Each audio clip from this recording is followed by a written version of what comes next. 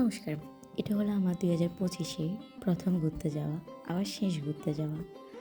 যেহেতু বছরের শেষের দিন ছিল, তো প্রায় ১ মাস হয়ে যায়।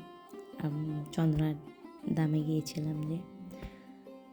তো গিয়ে আমরা চন্দ্রনাথ ধামে ওঠার অন্য কোথাও না গিয়ে শুরু করে দিই। আর যাওয়ার সময় অবশ্যই লাঠি নেই, কারণ যেহেতু পাহাড়, লাঠি নিয়ে ওঠাই ভালো। তো আমরা সবাই এক এক করে হাঁটা শুরু করি। আর এই যে চন্দ্রনাথে ওঠার জন্য কিন্তু ২টা পথ, একটা হচ্ছে নামার, একটা হচ্ছে ওঠার। এই যে ওরা নামে, এখান দিয়ে হচ্ছে নামার পথ, আর এখান দিয়ে হচ্ছে যে ওঠার পথ। অনেকে ভুল করে কী করে, যেখান দিয়ে নামার পথ সেখান দিয়ে উঠে যায়। এরপর নামতে বা উঠতে অনেক কষ্ট করতে হয়, তাই এই ২টা পথ খেয়াল করে উঠেই ভালো। তা আমরা এক এক করে উঠি আস্তে আস্তে, যেহেতু একটা দুর্গম পথ বলা যায়। আর যাওয়ার সময় কিছু আমাদের হনুমান সাথে দেখা হয়ে যায়, এত সুন্দর করে কলার গ্যাস ধরে। এরপর এখান থেকে কিছু খাওয়া দাওয়ার খেয়ে আমরা বিরুপক্ষতে পৌঁছে যাই। ওইখানে কিছুক্ষণ বসে অপেক্ষা করে মন্দির দর্শন করে তারপর আবার চন্দ্রনাথ ধামের উদ্দেশ্যে রওনা দিই। এই যে বিরুপক্ষ থেকে চন্দ্রনাথ ধামের দূরত্ব এতটুকু, দেখতে অনেকটা কাছে মনে হলো, ততটাও কাছে না। আর এখানে বসে আমরা কিছুক্ষণ রেস্ট করি। আর এই যে হাতের বামে হচ্ছে পাতালকালী বাড়িতে যাই। মা যদি কৃপা করে কোনো একদিন যাব। এরপর আমরা আমাদের যেখানে উদ্দেশ্য ছিল চন্দ্রনাথ ধাম, মহাদেবের দর্শন, তা আমরা সেখানে চলে আসি।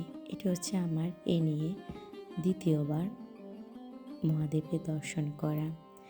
গিয়ে যেহেতু এখন তিথি না, ভিড় কম থাকে, আর গিয়ে আমরা ভগবানের দর্শন করে নিই, অঞ্জলি দিয়ে নিই, তারপর মহাদেবকে স্নান করিয়ে নিই।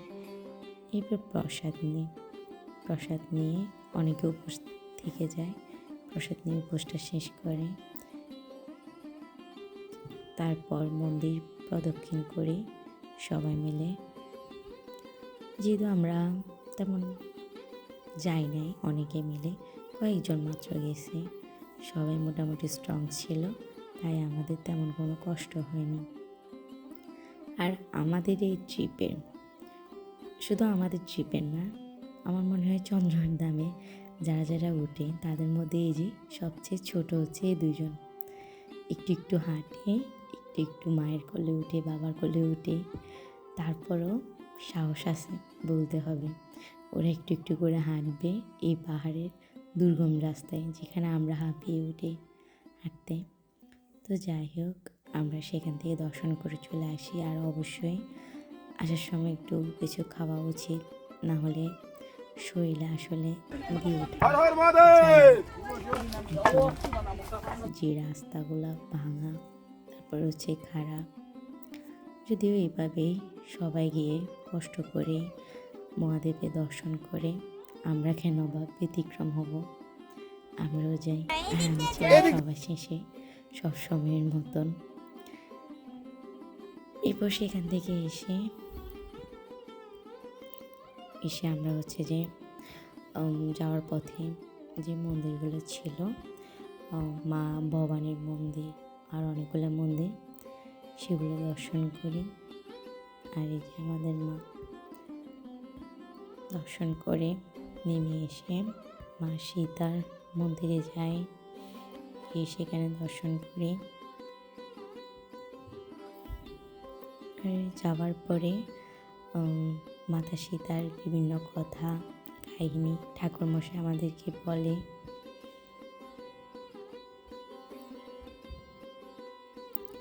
আর এই যে সবচেয়ে উপকারী জিনিস, একটা কাঁচা তেঁতুল পাই, যেটা খাওয়ার পরে আমার মাথা ব্যথা পুরোপুরি চলে যায়।